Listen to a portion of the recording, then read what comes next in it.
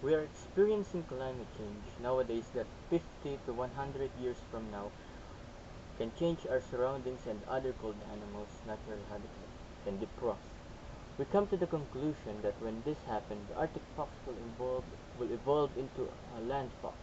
Our flip book shows how this might happen.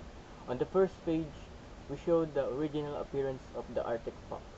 White and has thick fur. 50 to 100 years from now, the iceberg or snow will defrost due to climate change, which can cause a loss of habitat. For Arctic foxes, due to this situation, the Arctic fox will slowly evolve its fur, will change its color from white to brown, and from thick fur to slightly thinner fur, adopting the traits that can help it survive in the new environment. By this happening, the Arctic fox might experience the harsh environment, volcanic eruption, and high heat temperature. To end this video, let's protect our ozone layer and help animals to not lose their habitat. Your time is appreciated.